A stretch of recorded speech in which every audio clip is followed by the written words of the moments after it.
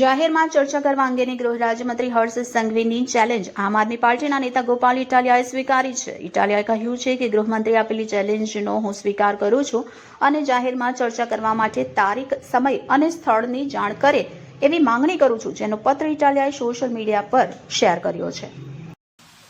ગુજરાતના ગૃહમંત્રીએ ગુજરાતની એક ચેનલ ઉપર ઇન્ટરવ્યૂ દરમિયાન એક ચેલેન્જ આપી છે કે એ પોતે ભલે ઓછું ભણેલા છે, પોતે ભલે 8 પાસ જ છે, પણ એમની પાસે ખૂબ નોલેજ છે, વિશાળ જ્ઞાનનો ભંડાર ભર્યો છે. કેમ કે તેઓ આઈએએસ આઈપીએસ પાસેથી શીખે છે, નેતાઓ પાસેથી શીખે છે અને રોજ શીખે છે. એટલે એમની પાસે એટલું બધું નોલેજ છે કે એ પોતે કોઈ પણ વિષય ઉપર ખુલ્લા મંચ ઉપર જાહેરમાં ચર્ચા કરવા માટેની ચેલેન્જ આપે છે. આ ચેલેન્જને ગોપાલ ઇટાલિયાએ સ્વીકારી છે.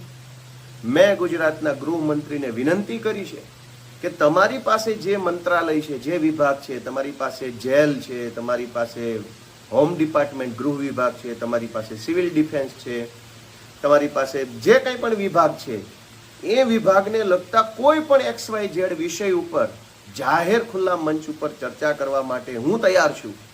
ગુજરાત પણ તૈયાર છે. લોકોને જાણવું છે, લોકોને સમજવું છે, લોકોને પણ જેમ વેસ્ટર્ન કન્ટ્રીઝની અંદર નેતાઓ વચ્ચે ડિબેટ થાય છે, જનતા પોતે વિચારી શકે એવી રીતે જાહેર પ્લેટફોર્મ ઉપર ચર્ચા થાય છે, એવું ગુજરાતમાં પણ થાય એમ જનતા ઈચ્છે છે. માટે મારી ગુજરાતના ગૃહમંત્રીશ્રીને વિનંતી છે કે ચેનલ પણ તમે નક્કી કરો, એન્કર પણ તમે નક્કી કરો, મુદ્દો પણ તમે નક્કી કરો, સમય પણ તમે નક્કી કરો, તારીખ પણ તમે નક્કી કરો, જગ્યા પણ તમે નક્કી કરો, ઓડિયન્સ પણ તમે નક્કી કરો.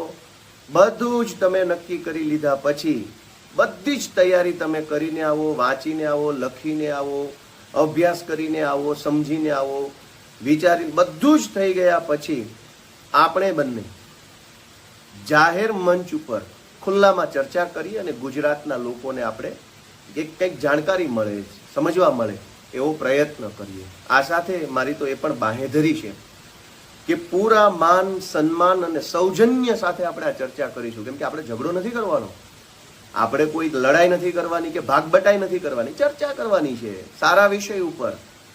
તો ગૃહમંત્રી નક્કી કરે તે વિષય ઉપર, ગૃહમંત્રી નક્કી કરે તે ચેનલમાં, ગૃહમંત્રી નક્કી કરે તે એન્કરની હાજરીમાં ગુજરાતના વિષય ઉપર ગુજરાતના યુવાનો, મહિલાઓ, બાળકો, કાયદો, વ્યવસ્થા, જેલ, પોલીસ, દારૂબંધી, જે કાંઈ વિષય ગૃહમંત્રીને યોગ્ય લાગે તેના ઉપર આપણે ચર્ચા કરવી છે.